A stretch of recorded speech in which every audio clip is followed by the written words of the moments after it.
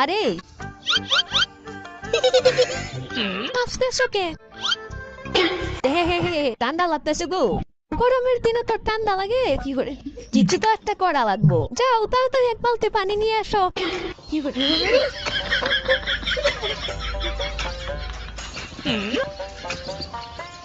চম্পার সাথে চালাই কি?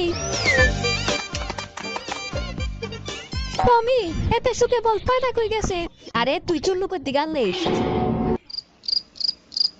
মদনা আমারে বাঁচা।